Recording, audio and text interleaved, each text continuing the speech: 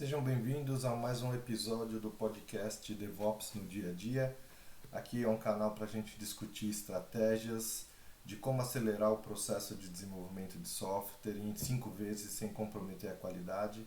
É um ambiente para a gente discutir essas táticas, essas estratégias. E no episódio de hoje a gente vai falar um pouquinho de medição de performance de desenvolvimento de software. Medir performance de desenvolvimento dos times de desenvolvimento ou até mesmo a complexidade de um software é algo que normalmente é bem complicado, é bem complexo, né, e difícil de se medir. Quando a gente fala de medição de performance de desenvolvimento dos times, um outro ponto é importante, né, a informação histórica, né, a base histórica de medição de desempenho de entrega desses times também é muito importante, até porque ao longo do tempo as equipes mudam, né? Pessoas entram, pessoas saem e a gente acaba que olhando, tentando buscar uma medição de performance por entrega de fase de projeto, olhando por produtividade. Então, quanto tempo demorou o projeto tal, tentando capturar alguma das informações que possam fazer parte do projeto, principalmente buscando base histórica junto ao PMO, né? Mas é muito importante tentar capturar informações que trazem de fato resultados para a companhia. Por isso que a gente coloca aqui a questão de o que medir efetivamente, né? Esse é o ponto-chave aqui para se levar em consideração como estratégia de números que realmente deem suporte, né? Apoiem o ciclo todo de desenvolvimento e de entrega de software. E outra coisa que vale a pena comentar também é a questão, tira muito da forma como os times trabalham, né? A forma de trabalhar varia muito na parte de desenho, no design do produto, e nas atividades de entrega do produto propriamente dito, né? Você pega, por exemplo, agora que a gente já está muito mais evoluído e com mais maturidade nas práticas ágeis, o desenho do produto e a entrega do produto meio que ocorre simultaneamente, né? Justamente para ir na contramão do que era um modelo em cascata, onde se fazia toda a definição para depois começar a construir. Agora não, a gente evolui o produto, desenha, implementa, entrega, volta, desenha, implementa, entrega, um ciclo mais PDCA, né? De evolução e melhoria. Então, olhando um pouquinho para o histórico, né? Foram feitas várias tentativas de se medir a performance de times de desenvolvimento, do processo de entrega de software, e a maioria delas sempre focou em produtividade. E aí a questão, quais são as desvantagens, né, desse processo? A maior parte focada em output do que focado em resultado. Focado no indivíduo ao invés de pensar no resultado trazido pelo time, né? Então, por exemplos, quantidade de linha de código, erros por quantidades de linha de código codificada.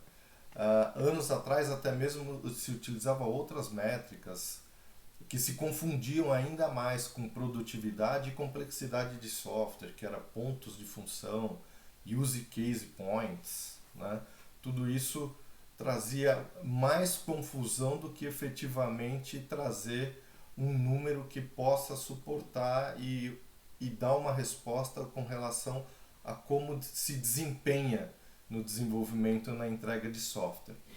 Se a gente olhar, então, por exemplo, com foco na produtividade, falando então do primeiro ponto, que é a quantidade de linha de código, né, produzida pelos times de desenvolvimento.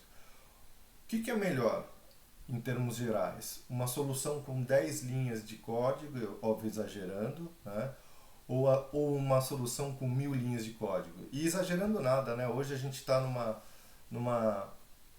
num viés de arquitetura voltada para microserviço. Cada microserviço, qual é a quantidade de linhas de código que a gente está falando? Né? 80, 90, 100, né? Linhas de código no máximo para um microserviço. A partir daí também já o próprio microserviço começa a perder o sentido, né? Começar a inchar demais. Mas voltando aqui, indo para o extremo, uma solução com menor linha de quantidade de linhas de código ou uma solução com maior quantidade de linhas de código, né? E se a gente olhar para a evolução no dia a dia, né? A questão de recompensar o desenvolvedor pela quantidade de linhas de código produzida, que é um histórico que existia, até mesmo quantificar qual a quantidade de linhas de código que o desenvolvedor comitava por semana, né? Tá tentando olhar pela produtividade para ver se não está ocioso, para ver se está, né, realmente de fato produzindo. Mas e qual é o efeito colateral disso? É a manutenção do código. Qual é o custo de manutenção quanto maior o software fica, né? A complexidade aumenta, o custo de manutenção aumenta, muito provavelmente a outra questão que a gente já comentou aqui em vídeos anteriores, a questão do débito técnico aumenta, e aí começa a trazer mais complexidade cada vez que precisa fazer alteração nesse código, né? Então é muito mais importante, né, a gente pensar em recompensar o dev por trazer soluções com menores linhas de código, com quantidades menores de linhas de código, refatorando o código, se possível até deletando o código, né? Mas tem um extremo também, né? Tem aquele dev, né? Aí já por isso que eu estou falando do extremo, aquele dev mais uma senioridade maior, que consegue fazer um código para matar algumas tarefas em uma linha, 2 linhas. E aí o que acontece também que é um código também que não é legível para todo mundo, né? Então é um bom senso aqui, né? Outra questão para comentar com relação à produtividade, né? Que voltando ao ponto de que é muito voltado para a produtividade, a gente viu que com a entrada dos frameworks, né, das metodologias ágeis, passou-se a utilizar o velocity, né, a velocidade como métrica de produtividade. O que é o velocity? No mundo ágil, a hora que o desenvolvedor vai trabalhar, então a gente tem ali um conjunto de histórias, essas histórias são decompostas, estimadas, todo o trabalho é decomposto em histórias, de user stories, né, ou histórias do usuário. Essas histórias, elas recebem uma estimativa através de pontos, que são os story points. E o que acontece é que essa quantidade de pontos é dada por histórias a partir da complexidade que o time entende que existe em cada uma dessas histórias. E aí passa a fechar um conjunto de pontos ou story points que um time consegue entregar por sprint, certo? Então passa a ser um número que que determinados times conseguem entregar. Se a gente for olhar bem, por esse olhar, a gente está falando mais de capacidade de planejamento do que propriamente produtividade, né? A gente está olhando para quanto o time consegue entregar. E o quanto o time consegue entregar é todo mundo do time envolvido trabalhando. Então tem algumas considerações com relação a essa questão do uso da velocidade como produtividade, porque primeiro ela é uma métrica que vai variar de time para time, não é uma métrica absoluta, né? E outra coisa, corre-se o risco, né? Se falar que quanto mais, né, pontos entregar, é o que mostra a produtividade dos times, a gente vai cair numa outra armadilha, que é os times acabarem inflando a estimativa de story points com a falsa, né, sensação de estou sendo mais produtivo, estou entregando mais pontos. E aí você acaba perdendo um pouco da noção de realidade, de efetivamente de quanto aquele time está produzindo, quanto aquele time está entregando. Uma outra abordagem é a que é também voltada para a capacity planning, é a utilização dos colaboradores, né? O quanto eu estou utilizando dos meus colaboradores significa o quanto eu estou produzindo. O problema desse método é que se eu mantenho a alta utilização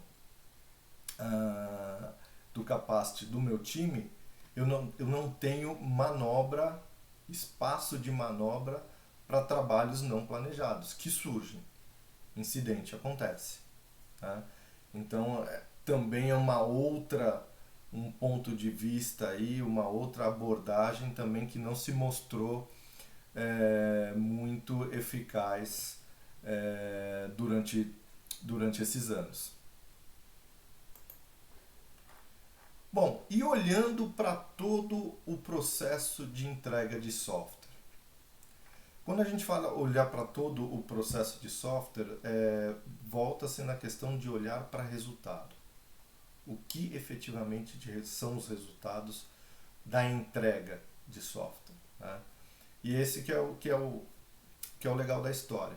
Quando a gente olha para esse aspecto, as características chaves para medição de performance, olhando para resultado, né, e evitar a competição de time, né,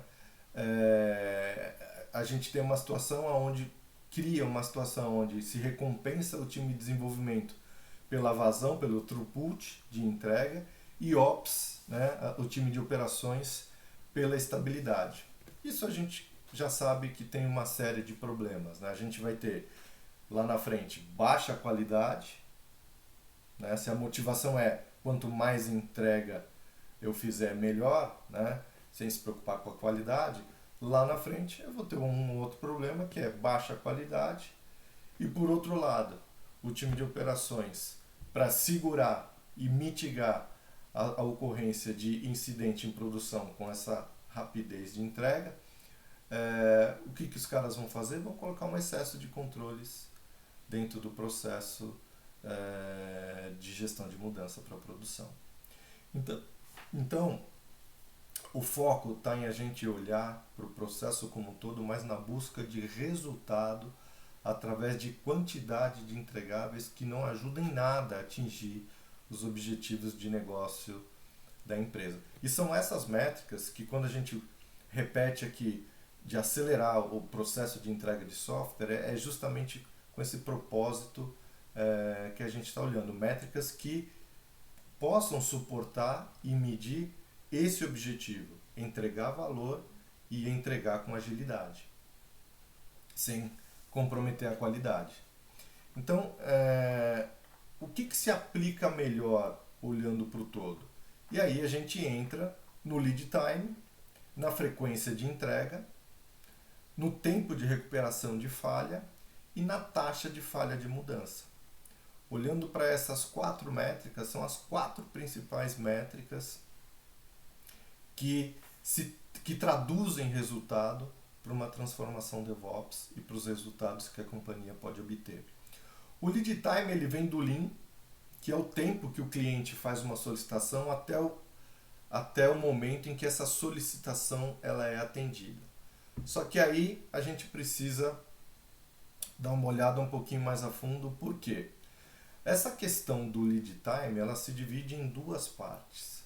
Você tem uma parte inicial do lead time, que é justamente o design do produto, a criação do produto, o pensar do produto, e uma segunda parte que é a construção, o teste e a entrega propriamente dita.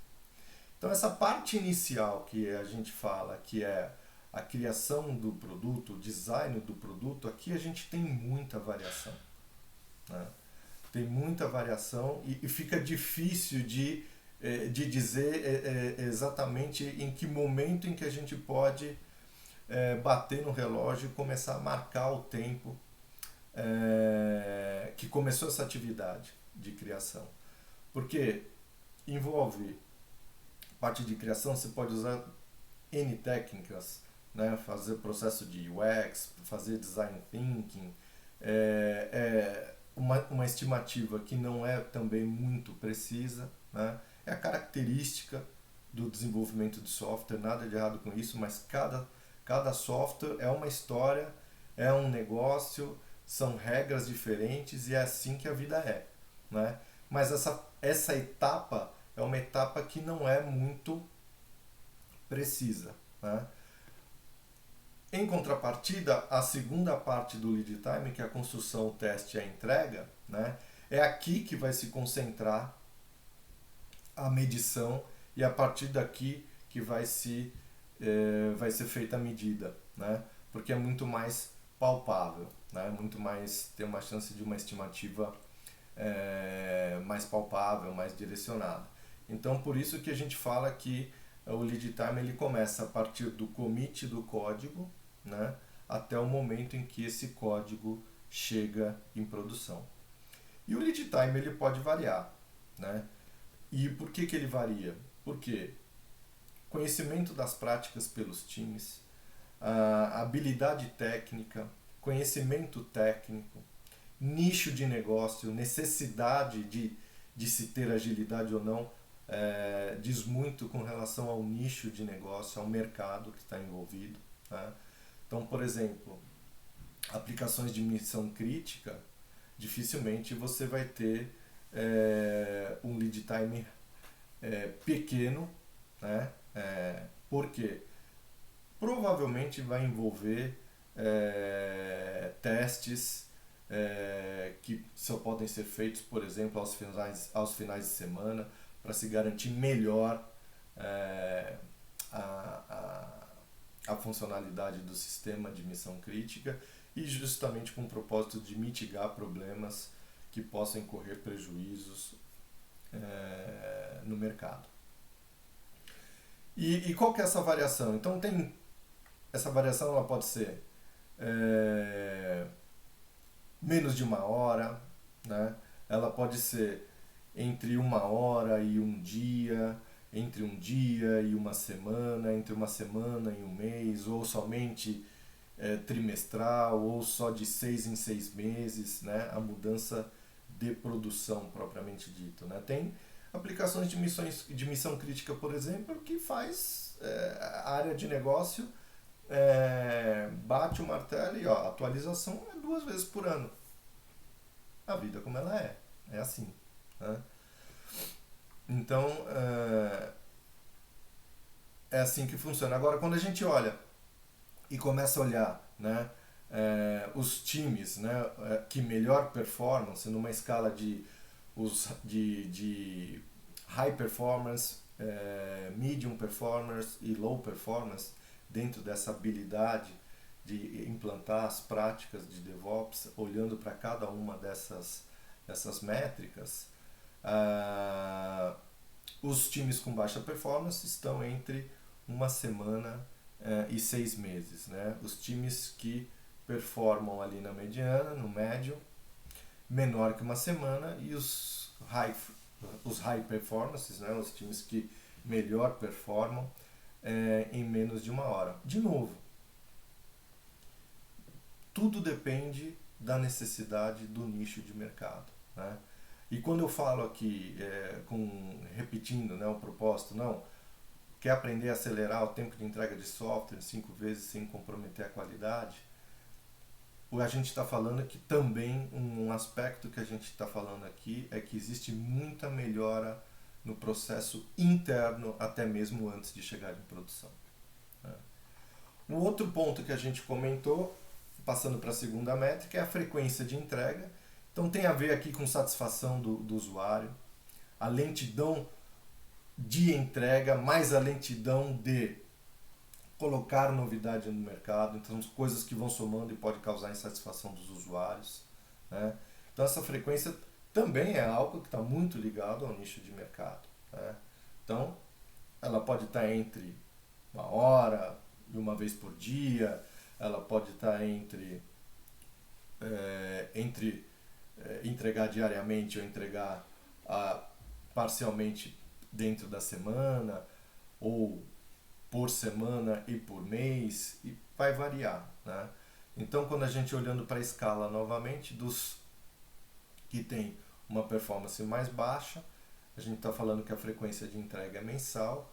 Os que estão na média ali no meio entre um dia e uma semana, e os que melhores performam têm a frequência de entrega sendo feita praticamente sob demanda. A terceira métrica, o tempo de recuperação, muito alinhado com confiabilidade, né? Sempre foi a confiabilidade, tradicionalmente medido pelo tempo entre falhas, né? Mean time between fail, né? E com a rapidez com que a gente aumentou a complexidade, a rapidez com que a gente nos últimos anos aumentou a complexidade das aplicações, a questão mudou um pouquinho, não passou a ser o propósito de medir quanto tempo entre falhas, né? Mas sim o que passou a ser importante é o quão rápido um serviço pode ser restaurado, tá? Já que a complexidade e a dinâmica aumentou, a tecnologia, a arquitetura de microserviço, a possibilidade da gente fazer uma frequência de entrega sob demanda para quem precisa atingir esse nível, então passa a ser mais interessante passar a medir a rapidez com que se consegue restaurar um serviço ou recuperar um incidente. Então, os que têm os níveis mais baixos de performance é menor que uma semana o tempo de recuperação. Os que estão ali com performance intermediária, menos que um dia, né? E os melhores performam conseguem fazer a recuperação de incidente num tempo menor que 1 hora. E por último, a taxa de falha de mudança, que é o percentual de mudanças que é feita em produção com os softwares principais da companhia, e então qual é o percentual de mudanças que são feitas com esses sistemas core da companhia e que falha. Então, se a gente olhar o resultado aí na tabelinha, a gente tem então um resultado mais consolidado das 4 métricas principais, que é a frequência de deploy, o lead time para as mudanças, que é o tempo total, o tempo de recuperação de incidente e a taxa de falha de mudanças. Então a gente tem aí a tabelinha com os low performers. Então a frequência de entrega, de deploy desses caras é mensal ou menor, né? O lead time entre 1 semana e 6 meses, a taxa de recuperação de incidente menor que 1 semana e o percentual de falha menor do que 15%. Os times que desempenham ali de forma intermediária, a frequência de deploy estão entre o diário e semanal, né? Menos o tempo de entrega menor que 1 semana, o tempo de recuperação de falha menor que um dia e o percentual de falha em mudança menor do que 15%. E os que melhor performam, então a frequência de entrega é praticamente on demand. O tempo de entrega é menor que 1 hora, o tempo de recuperação também menor que 1 hora e o percentual de recuperação de falha também é menor do que 5%, a taxa de falha em mudança. Então, uma coisa que eu queria deixar aqui para a gente pensar é o seguinte: a melhoria do desempenho nessas métricas, ela começa pela aplicação das práticas, né? Então não é simplesmente trazer um conjunto de ferramentas e que a gente vai conseguir chegar nesses resultados. É um conjunto de processo, prática, ferramental, né? Sem esquecer das pessoas. Mas a questão aqui é mais para evidenciar que uma ferramenta sozinha não traz resultado. As práticas, os princípios que estão por trás da execução para obter esses resultados é um ponto muito importante que a gente deve levar em consideração. Fechamos, galera? Então, esse era o nosso bate-papo de hoje, desse episódio. Lembrando, toda semana tem conteúdo novo aqui no canal. Então, me sigam nas redes sociais, comentem, compartilhem e eu vejo vocês na próxima. Até mais!